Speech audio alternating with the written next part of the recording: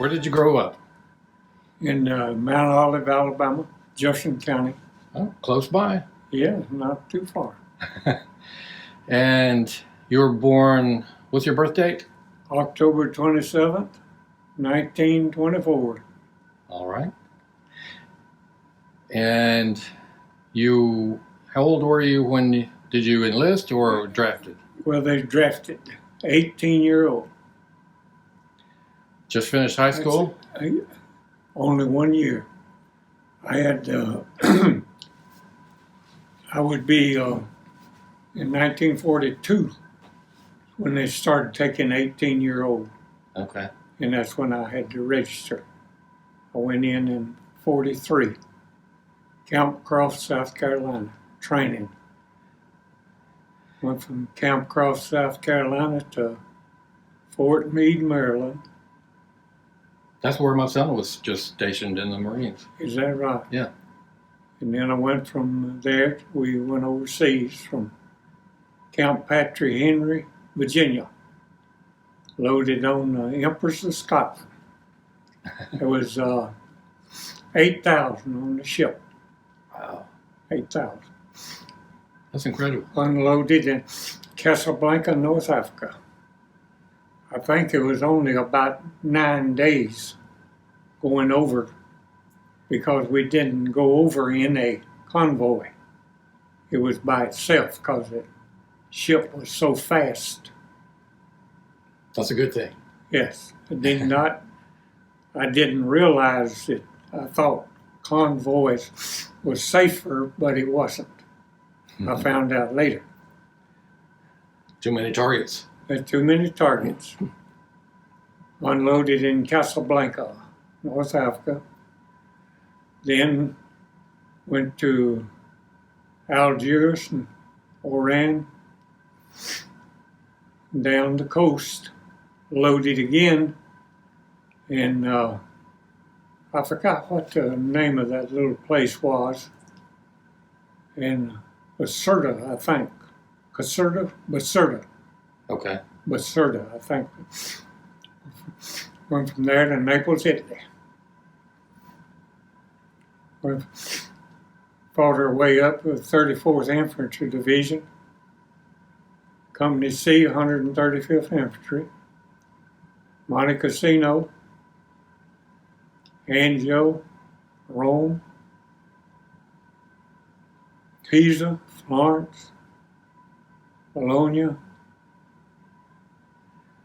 Do you remember how long that took? Well, it was probably almost 2 years. We went in there in 44 and we finished up in 1945, December 45, when I left Italy. Saw Mussolini hanging upside down in Milan, Italy, but we was not involved in any of the stuff that went on the day they hung him because he was already dead. He was shot way up in northern Italy by the Italian people, not the Americans or the British or anyone connected up with the Allies. And we were told not to go around the place because what might happen later. We were not to be blamed for anything that happened to a government official. And we had real good luck all the way up to Italy. When it got to fall in 1945, we was only about 5 miles from Bologna, but the supply line got so heavy, far away, that they just, Mark Clark to St. Alexander, which was a British general, decided we'd hold up there until spring. Okay. And then after that, we broke out into the keep talking. We broke out into the Po Valley and went into the Po Valley and was sent on a detail from 1st Battalion, Company C, to find a place to move forward. Me and a lieutenant and a sergeant and 4 other GIs. And we stopped at this place and went into a building, which was our interpreter asked the Italian how long the Germans had been gone, and they said for a long time, been about 3 days since they saw any German. So we relaxed and moved on into the town. It was a small town. And to come to find out, me and a sergeant went around the corner and there sat a German truck. So we jumped behind this barricade and started looking at the truck. We found out there was nobody in it. So we approached it and there was a full kitchen. The kitchen to serve the troops, and it was warm. Well, we knew right away we was in trouble. So they carried one of the GIs and the interpreter went back to the building where the battalion was, and he made out like he didn't know anything about it. Well, I don't know what happened to him. But we saw these trucks coming just toward us down the highway, so we jumped in this big old ditch with a culvert. And the officer said, "Don't fire a shot till I say so." Well, I mean, he scared us to death because he let them get real close before we started firing. And the truck turned over, knocked out a half track, and with a hand grenade. And by dark, they wasn't a place that they wasn't a German tank or an American tank. They had moved in the area. The next day morning, one German came in and said they would surrender if a top-ranking American officer would come back and promise them they wouldn't be fired on. Well, we said the only thing that's up here is a second lieutenant. But they finally got a first lieutenant up there, and he went back, and sure enough, they surrendered. I forgot how many hundreds they were, but it was something like a couple of battalions.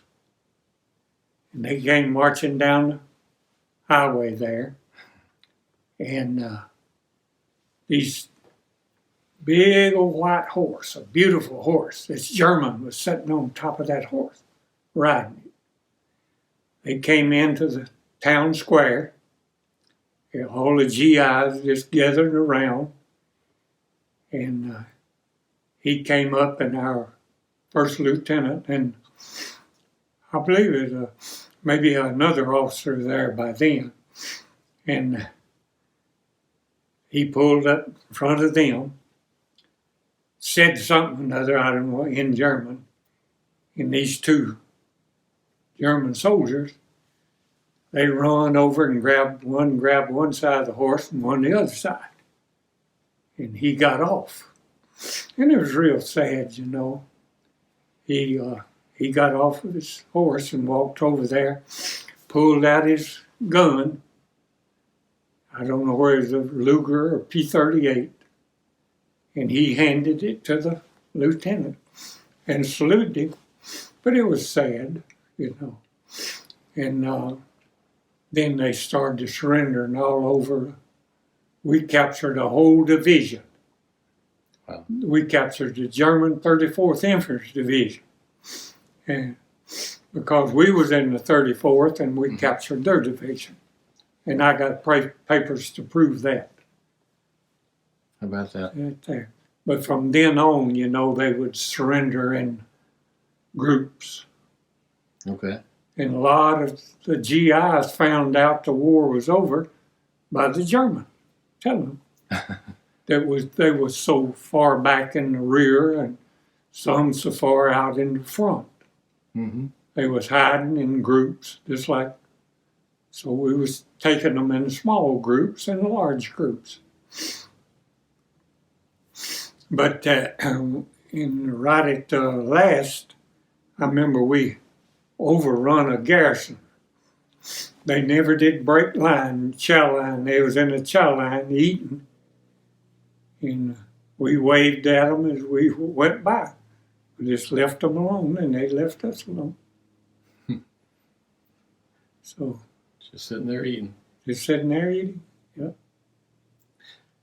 And now they're our best friends, I guess. Yeah. So you have the Bronze Star medal and the Purple Heart medal. I was burnt by phosphorus, arrow burst phosphorus. It, you know, they break over your hole. They break over the troops. They set the fuse to go off either when it hits the ground or above the ground. Okay. Well, this particular day they were doing both. And the arrow burst broke across the hole and it burnt my hand and it swelled up so bad it bursted open. And I went back to the small hospital and then took a couple of 3 days to get back to Naples. But I was hit in 1944. And where did that happen? I've got that little town wrote down in there, but I don't exactly remember exactly where it was. But it was between Pisa and Leghorn. Leghorn was some calls it Livorno, but we went by Leghorn. We had to capture it because they had a big naval base there. Okay. Then they didn't have to stop in Naples. The supply ships could come on north, you know, on up to Naples, from Naples to Leghorn. And it would be between then and then they kept moving us back to the main hospital in Naples. Mm-hmm. And I was back there 17 days. And it started going down. I started getting better. And so they started easing you back toward the front line, which took about a week. But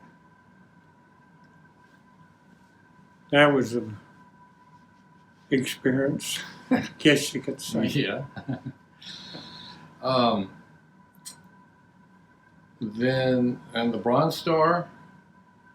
Yes, Was that a separate occasion? yes, you had to have a combat entry badge. And for a Von Star, it was your company commander could recommend it, or your platoon leader. And the platoon leader sent me and another boy because D Company had gotten cut off and they couldn't make contact with them. So me and Tony Gentry,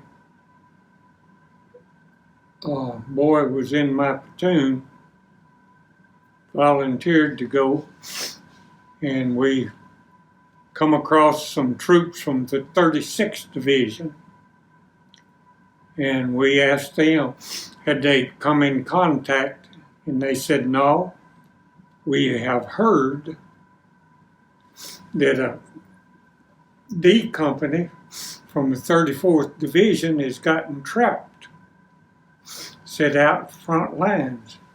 So we said, well, y'all hold your fire till we come back through here.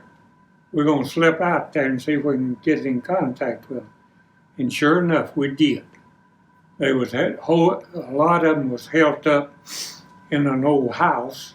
Some was dug in, and they had a captain, Commander D Company. It was a heavy weapons company, and we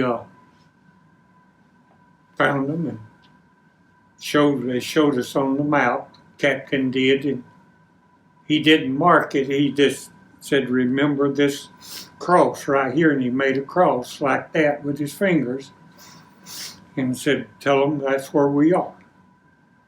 And they, on that map, he showed that house, so it was easy to remember. Mm-hmm. And they recommended the Bronze Star for me and Tony, and they recommended another one about 2 weeks but after that, and we never did get that one, and we never did pursue it. We thought one was enough for us. Do you remember what that was for? Yes, it was. I had been in back in my platoon, had moved up a little bit, and again they wanted to make contact with a rifle platoon, and I volunteered for that. So I was recommended for that. And about the time it was for a Bronze Star, we were pulled off of the line. And we changed company commanders. Okay. And I let it go. Scared time that you had? Well, I guess that in Monte Cassino, we had moved up, almost could touch the Abbey. You know, we never did take it. The Americans didn't. The British just wanted to take it. They relieved us. Okay. The 6th South African Army. And the Germans was on the other side of this wall. And this wall was real thick. And we would throw hand grenades over the wall, but it wasn't doing any good. The Germans was throwing potato mashers, we called them, had a stick on the end. Yeah. Well, they'd throw them, and they'd go way down the hill, because that mountain was just like this. And this one potato masher, a German must have held it or something long enough that he put it up there, and when he threw it, it went off, and the medic was up against the wall, Tom McGowan. We had a medic up there with us, Tom McGowan, mm-hmm. from Pennsylvania. And that thing went off, and after a while, he said, "I can't hear," and he said, "I can feel blood coming out of my ears." And he said, "I'll fix that fella." He got up, stood up, pulled the pin out of a hand grenade. He laid it on that wall, and I don't know how long he counted. And he pushed a hand grenade over, and it fell right down on the side. Well, that scared me to death, because I figured that German's going to get upset, come around the end of that wall. But they didn't. That was a scary time. And another time, I lay a wire out to the CP. Had a machine gun out there, and I laid the wire out there one night because the company commander wanted to talk to the first lieutenant on this outpost. He said, "Just quick as you get out there, you'll talk to him." "Okay, you stay till I get done talking to him." Because they was shelling, they'd knock them wires out. Well, he talked to him, and he told me, he said, "Take off." Well, I took off. I run that wire like we was told to do through our hands. Mm-hmm. Every time we'd go out and come back, if that's what was duty we had that particular night, that wire would run through her hand. Well, I got about halfway back from where I had been. There's a ditch coming down through there, and I crossed over that ditch, and they'd tapped that wire. Germans had tapped that wire, which they did a lot. And we tapped their wires. And the company commander told after that what the message was, that the Americans was going to bomb. Our holes be like here. They wanted to bomb right here. Dive bombers the next day because we was getting close to breaking out. Okay. And about 2 hours before we were supposed to be in our hold, the 39 German bombers came over and bombed the harbor. And one of them got away, and a Spitfire run him down and caught him and shot him down. But the Americans and the British shot down with anti-aircraft guns every one of those planes that went over that harbor. And I believe that was the last planes we ever saw of Germans in the air. Now, we saw reconnaissance planes, but not bombers. They didn't have the fuel to run them. That was kind of at the end of the war, you know. Yeah. When all of that happened. They got fewer and fewer, because if they heard of a plane being in the air, oh, it wouldn't take 2 seconds. Because them British Spitfires, you know, they could land between them olive groves. And then when they got those Tuskegee Airmen down there, man, they had those P-51s, and man, they could fly a long way. They had a drop tank. Yeah.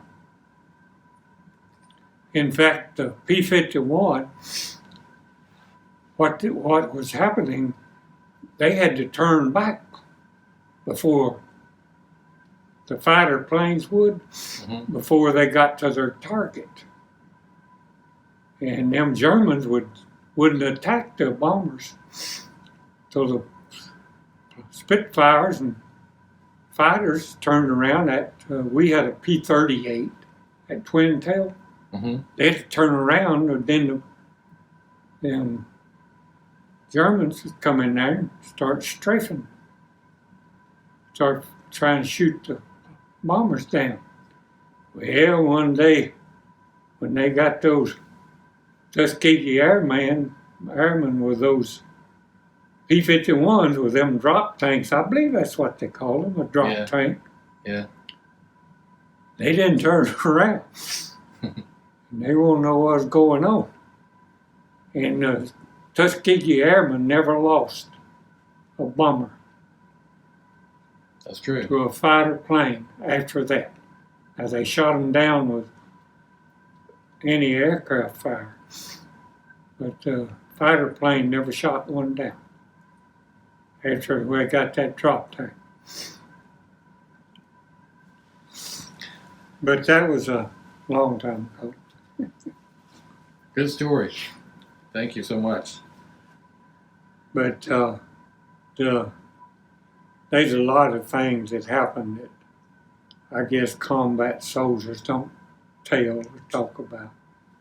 I've been invited to a lot of schools, you know, high schools, grammar schools and all. And I try to tell them things that I think they need to hear. It's not like it used to be. We wrote a letter home. You may not even know this. Well, you would because you're dead.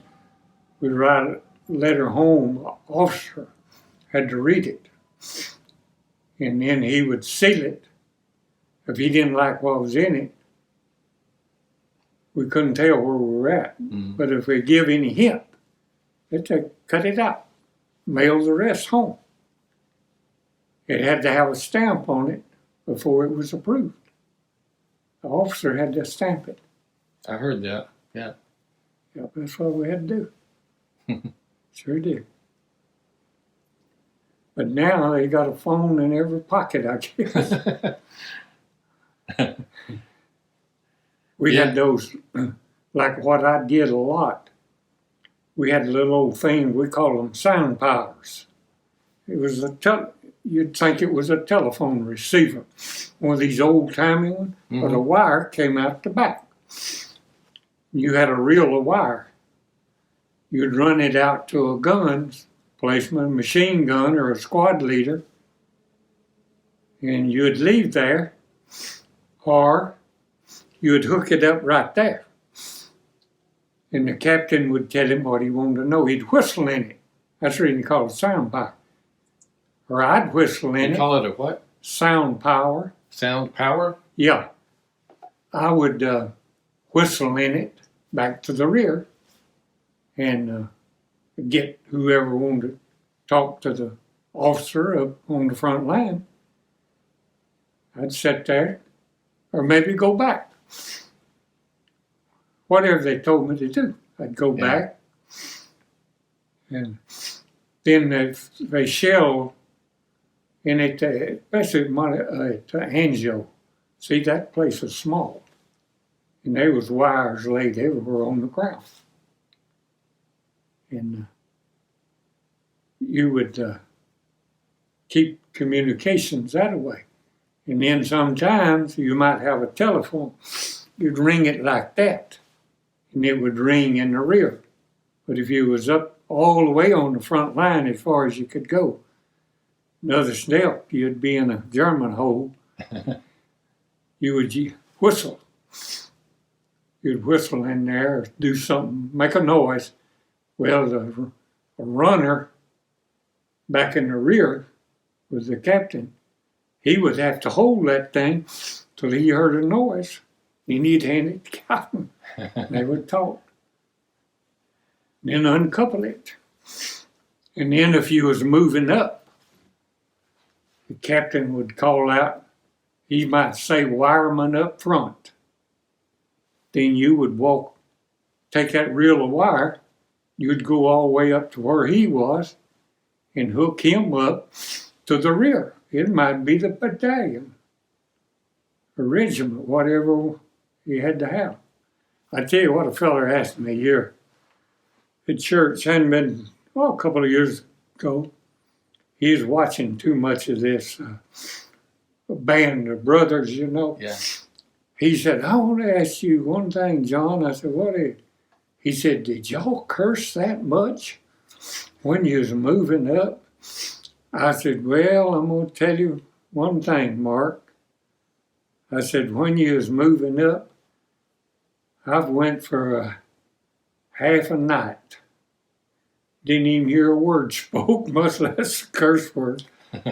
I said, you was just watching ahead, looking ahead, seeing what man in front of you did. And I didn't hear any cursing. I said, I don't know where the company commander would have put up with it back then or not. I said, but you need to quit watching Band of Brothers. How far could you go with a reel of wire?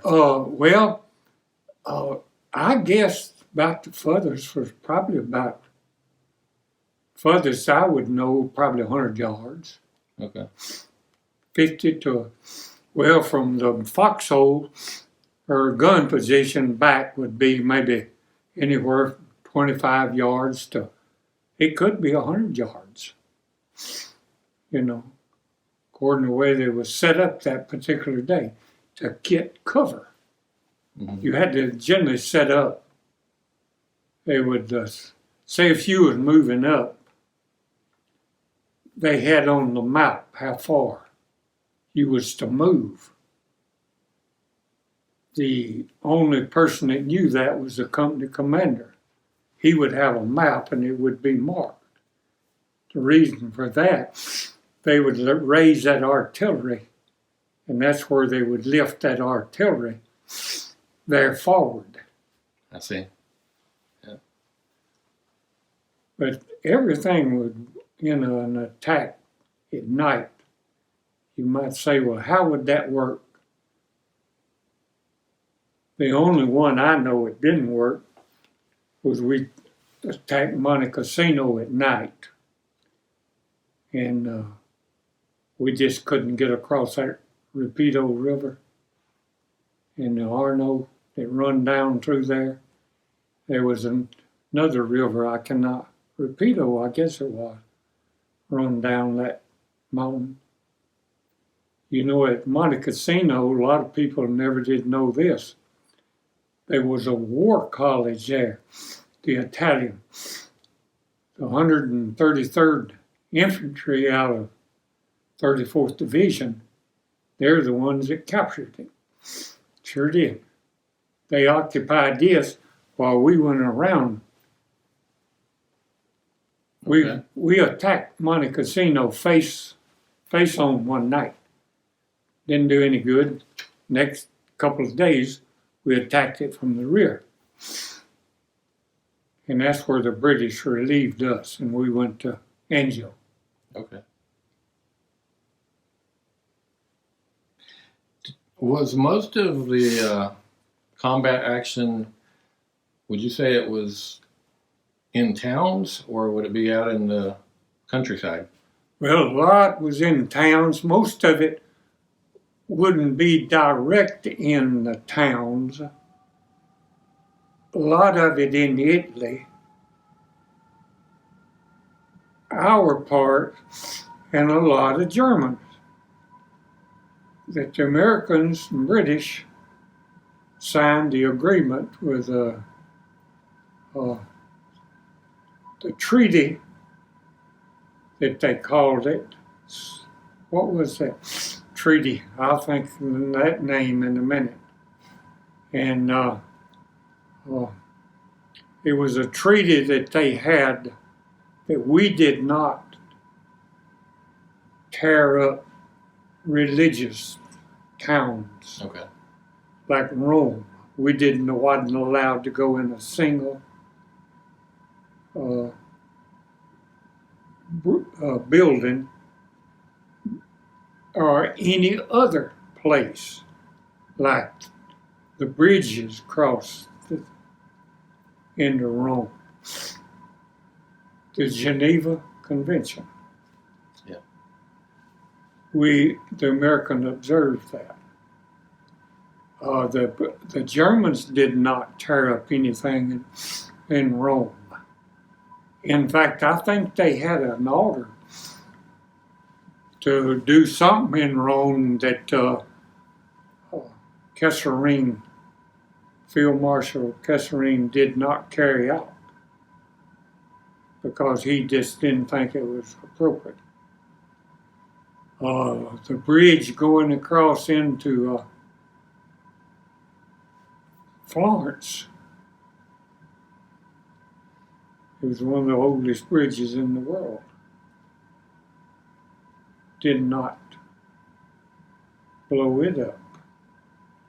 But most of them across highways and things were. They did take some artwork, though, didn't they? Or is that just rumors? The Germans did take artwork.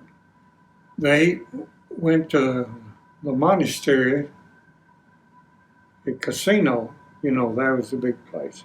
They had a lot of art there. In fact, they had stored a lot of art. Well, this general that was commanding the troops, not Kesselring, asked would they give Hitler some of that art, and also Mussolini and the head of the Air Force, the German Air Force, and they wanted to give him some. He was a big art collector. I think to give the Rommel some, the Desert Fox. And you know, he commanded the troops in North Africa. That's the reason they call him the Desert Fox. Right. And they got a lot of art. And then after the war, they found out they'd stored it in a salt mine. That was the best place in the world for art that they had available. And that's where they found out, General Patton's Ninth Army found out all of this gold was hid and silver in the salt mines and in this cave. But as far as them tearing up art, I don't know. I just know we wasn't even allowed to look at it. We wasn't even allowed to go in the building. It's like I told you before, I did get a chance to come back about 9 weeks after we captured Rome. Okay. They was letting a few come back at a time, but no overnight stay. Oh, okay. No overnight stay. Have you been back? Yes, I got to go back in 1984. Me and my wife both got to go. We was invited back by the Italian government in 36th Infantry Division. There was a lot of them that got to go, 34th, 45th, some of all the 5th Army. And we had ceremonies at Casino and Anzio, all up the coast there. Sounds like a good trip. Oh yeah, great trip. Great trip.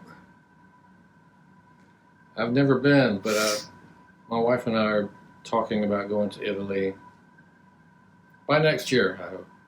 Well, if I had the money, was old, young like you, I believe what I would do, I would call that Peretti. You ever seen them advertise trips tire? to Italy? Oh, the tour company. Yes, Peretti. You going on your own or what? I'm not sure. Yeah.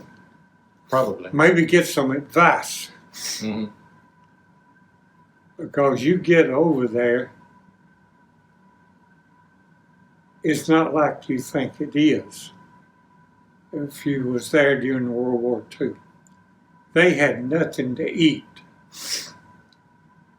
The children would come, like if we was off front line, we had this big kitchen, all these cooks. We had all kind of good ration, everything to eat known to man. And then they had all of these places set up that you had your mess gear, you washed it. Those children would come, and the GI most of the time would sit down on the ground eating, and he'd motion, get one, come over, and they all had these little buckets trying to get something to eat. You'd give him something to eat, and then when everybody got through, they'd wash their mess gear. And children would go, and that water would be hot where we washed their mess gear. Mm-hmm. They would get that full of that greasy water that had crumbs and everything. Yeah. And they'd carry it home to their mother or an old person that was looking after them. That's all they had. They'd drink that. Be like soup. Yeah, it'd be like soup to them. Mm. And that's the reason that we wouldn't eat what we got. You have all you wanted, you know. Yeah. And they gave everybody the same as they went through. And then if you wanted seconds, you go back and get seconds. Where you'd go back, Getting more than you wanted, then you'd rake it in to the little boy. And most of the time they'd have on an old German coat they'd took off of a dead German, or an Italian coat they'd took off. No shoes, have her shoes wrapped up, her feet in toe sack, or anything that they could get. I know I'm talking a lot and not saying anything. That's excellent stuff. Thank you for sharing that.